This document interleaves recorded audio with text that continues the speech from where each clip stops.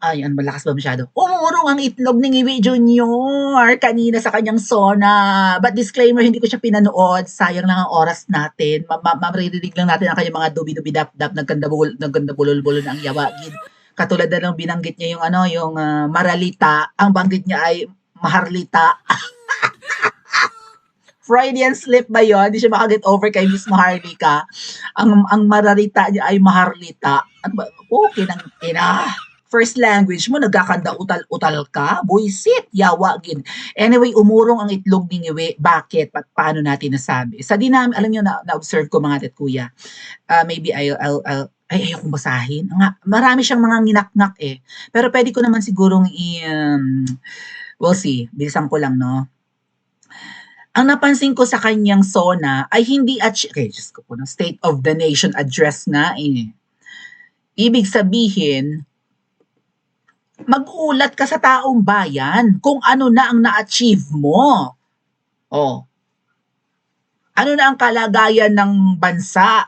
Ano na ang nagawa mo? Ang laman ng kanyang SONA ay puro pangako. Parang mga gagawin pa lang at hindi yung mga nagawa. Ito, sampulan ko kayo ng basahin ko ha. Andali.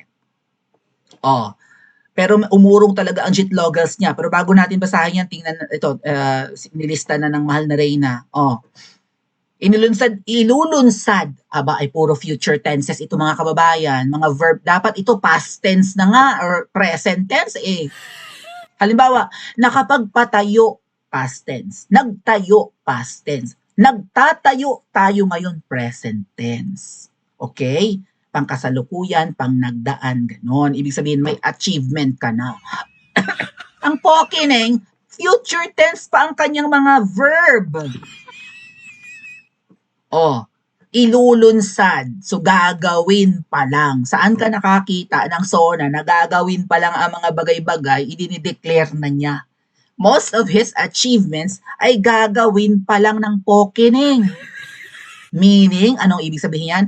Meaning, wala pa siyang ginagawa. At nanakaw na ang pera ng taong bayan, mismo siya umamin. At dahil nanakaw, trilyon ang pinag-uusapan dito trilyon. Hindi bilyon, hindi milyon, trillion. Pero wala yata siyang balak panagutin ang mga magnanakaw. Takot o kakontsaba. Leader pero walang itlog, walang balls. Okay, ilulunsad ang kadiwa, pagpapalakas ng local pork production, pagtatanim ng 100 million coconut puki ng itanim mo sa nguso mo. Right? Pagpapalakas ng, di ba, pinaplano, hindi yung pinalakas na namin, tapos na dapat ba? 3 years ka na, ungas. Pag-aayos ng water services, yada-yada, aral program, tas may intramural pa daw. Diyos ko, parang lagi naman may intrams. Gagawin mo ba? Construction ng 300 Barangay Child Development Center, pagpapalawak ng classroom construction, planning pa lang. Ito yung pinagmamalaki niya. Ito yung achievements niya. Magpaplano po kining. Libreng kolehiyo, expansion of zero balancing bills, hospital, PhilHealth coverage, build better more. Ayan, wala ka pang build better more na poke ng ina mo. Kagigil, di ba? Pinagmalaki pa niya yung tulay ng Bataan at Cavite na wala pa namang nagagawa. PNR Bicol, operational na baga. Itong SLEX extension mula Santa Tomas, Batangas hanggang Quezon Province. Gawa na ba? Operational na ba? Wa pa, oy. Mindanao Transport, kuning-kuning, yung Samal Bridge nga, hindi nyo pinigil nyo. Manluloko, Guadalupe Bridge Detour, gagawa ng panibagong tulay dyan sa Guadalupe? Kasi yung Guadalupe na yan, yung Guadalupe Bridge, EDSA yan eh. So, baka talagang para maiwasan na dumagsa ang tao sa EDSA, ay kakalikutin ang tulay ng Guadalupe. Kasi yan ang daanan ng mga taga-South, papuntang EDSA. National Hanging Bridge, kuning-kuning, internet para daw sa mga public school bago matapos ang taong ito. Itong achievement mo, puro planning, flood control project, i-audit daw, at okay lang, ina. Anyway, naumay akes. So, ito ang malala mga kababayan. Ang sabi ni Ngiwi, sa mga nagnakaw daw ng budget sa flood control projects, wala man lang siyang plan para parusahan. Kasi trilyon yan mga ate at kuya. Trilyon ang budget sa flood control. Aba ang sabi laang ni Ngiwi ay mahiya naman kayo. Teka lang ha. Oh.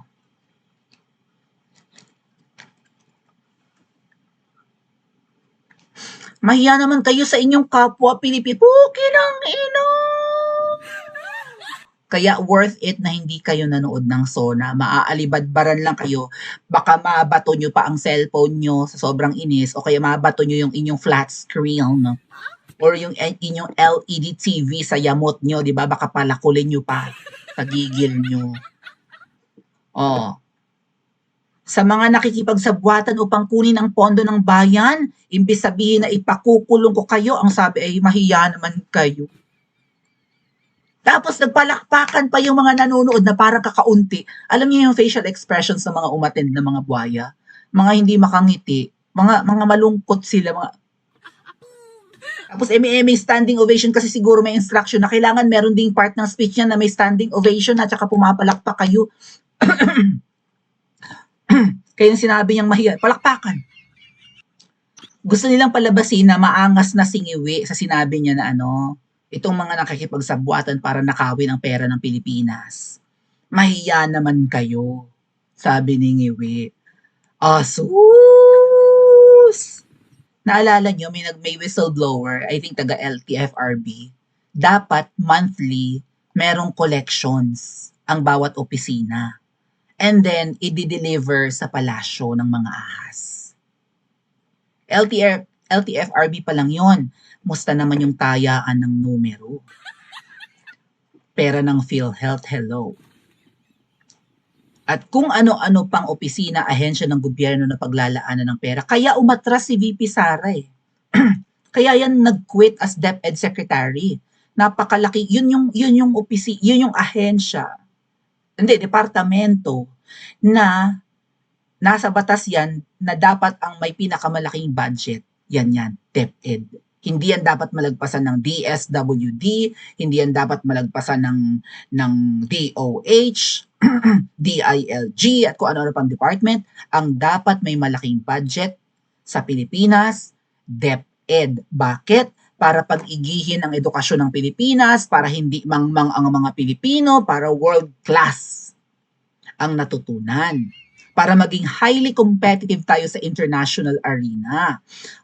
Kaya ang laki ng budget ng DepEd. But despite that, nilet go ni VP Sara dahil punong-puno ng anomalya at hindi siya sumusunod sa gustong anomalya. Di ba, inaagaw pa na I think ng DSWD ang project dapat ng DepEd, or kung meron man, mga kongresista ang humahawak. Alam ba, gusto magpatayo ng karagdagang schools or classrooms, hindi si VP Sara ang nasusunod. Nag-quit si VP Sara. At ang ipinalit siguro yung susunod sa utos ng babaeng ahas, yung kayang mag-deliver. Kasi ang tanong agad kapag nagsisik ng appointment or nag-a-apply ng position sa gobyerno para ma-appoint, ang tanong agad ay, do you think you can deliver? Literal pala na deliver. Hindi yung makaka-deliver ka ng performance, baka deliver ng datong. At least according sa isang whistleblower na taga LTFRB. Kailangan may malikom silang amount na i-deliver sa palasyo ng mga ahas monthly. Sino ang nagre-receive niya sa palasyo ng mga ahas? Itong mga flood control projects, gustong-gusto nilang bumabaha para meron silang budget for flood control. Ay walang flood control bago nag-SONA ang Ngiwi. Dati kasi nung last year, yung SONA niya ng 2024, nag-SONA muna siya, nagyabang muna siya ng flood control, tapos finact-check siya ngayon ng kalikasan. Nalaman ng taong bayan na wala talaga siyang flood control. Pinagmalaki niya yun sa kanyang SONA, and then after bumagyo, bumaha. Ngayon nauna ang bagyo at baha. Kaya wala siyang choice kundi baguhin yung kanyang script siguro. At sinabi niya sa mga nakikipagsabwatan o sa mga nagnanakaw, mahiya naman. Yun lang ang kinaya niya ating. Walang balls, di ba? Yun lang ang nakayanan niyang sabihin. Mahiya na. You think mahihiya ang mga magnanakaw? Gawi na yan eh. Tinanggap na nga natin yan, right? Na may komisyon. Alam na natin na mga politiko, karamihan sa kanila, mga kurakot. Alam natin na may mga kickback. Tinanggap na natin, right? Dekada kung hindi man centuries na ang korupsyon. Pero wala siyang balak itigil, mahiya raw. So, ang ibig mo ba sabihin, Ngewi, ay mahiya naman kayo, wag masyadong marami. Kontian nyo naman. Kumbaga, wag niyong ubusin talaga ng nakaw. Kung meron kang 500 million na flood control project, maano man lang bang magpagawa ka talaga ng flood control project? May kickback ka na rin naman.